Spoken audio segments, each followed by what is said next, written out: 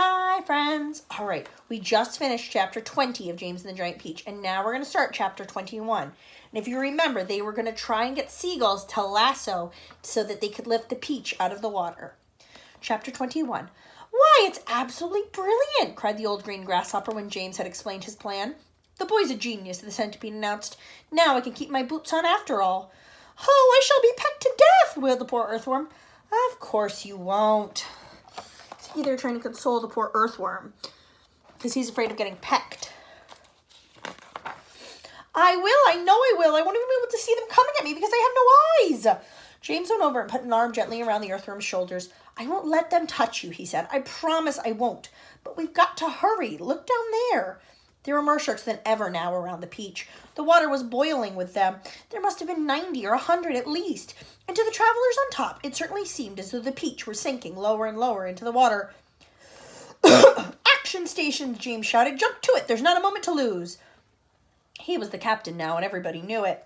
They would do whatever he told them. All hands below deck except Earthworm, he ordered. Yes, yes, they said eagerly as they scuttled into the tunnel entrance. Come on, let's hurry. And you, Centipede, James shouted, hop downstairs and get that silkworm to work at once. Tell her to spin as she's never spun before. Our lives depend on it. And the same applies to you, Miss Spider. Hurry on down and start spinning. Chapter 22. In a few minutes, everything was ready. It was quiet now on the top of the peach. There was nobody in sight. Nobody except the earthworm. One half of the earthworm, looking like a great, thick, juicy pink sausage, lay innocently in the sun for all the seagulls to see.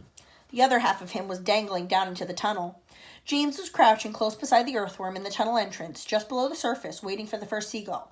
He had a loop of silk string in his hands. The old green grasshopper and the ladybird were further down into the tunnel, holding onto the earthworm's tail, ready to pull him quickly in out of danger as soon as James gave the word. And far below, in the great stone of the peach, the glowworm was lighting up the room so that the two spinners, the silkworm and Miss Spider, could see what they were doing. The centipede was down there too, exhorting them both frantically to greater efforts, and every now and again James could hear his voice coming up faintly from the depths, shouting, Spin, silkworm, spin, you great brute! Faster and faster, or we'll throw you to the sharks! Here comes the first seagull, whispered James. Keep still now, earthworm, keep still. The rest of you get ready to pull. Please don't let it spike me, begged the earthworm. I won't. Shh.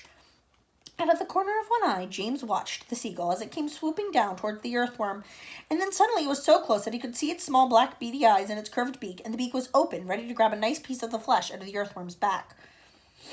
Pull! Shouted James. The old green grasshopper and the ladybird gave the earthworm's tail an enormous tug, and like magic the earthworm disappeared into the tunnel. At the same time, up went James's hand, and the seagull flew right into the loop of the silk he was holding out. The loop, which had been cleverly made, tightened just the right amount, but not too much, around its neck, and the seagull was captured. Hooray! Shouted the old green grasshopper peering out of the tunnel. Well done, James! Up flew the seagull, with James paying out the silk string as he went. He gave it about 50 yards and then tied the string to the stem of the peach. Next one, he shouted, jumping back into the tunnel. Up you get again, earthworm. Bring up some more silk, centipede. Oh, I don't like this at all, wailed the earthworm. It only just missed me. I even felt the wind on my back as it went swishing past. Shh, whispered James. Keep still. Here comes another one. So they did it again, and again, and again, and again. And the seagulls kept coming, and James caught them one after another, and tethered them to the peach stem.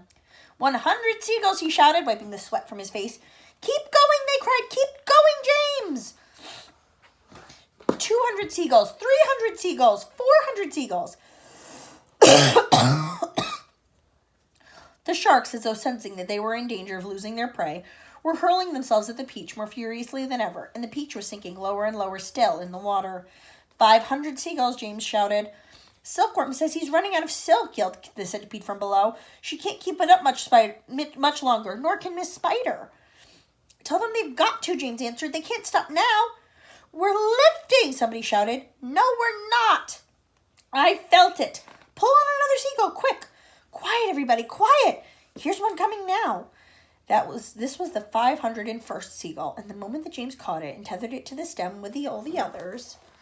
So there's him catching them and tying them onto the peach, and you can see earthworm and green grasshopper right here, hiding right below the surface. And tethered it to the stem with all the others. The huge, enormous peach suddenly started rising up slowly out of the water. Look out! Here we go! Hold on, boys! But then it stopped, and there it hung. It hovered and swayed, but it went no higher. The bottom of it was only just touching the water. It was like a delicately balanced scale that only needed the tiniest push to tip it one way or the other. One more will do it, shouted the old green grasshopper, looking out over the tunnel. We're almost there. And now came the big moment. Quickly, the 502nd seagull was caught and harnessed to the peach stem. And then suddenly, but slowly, majestically, like some fabulous golden balloon, with all of the seagulls straining at the strings above, the giant peach rose up, dripping out of the water, and began climbing towards the sky. And that's where we're going to stop for tonight. Good night, Harvey friends.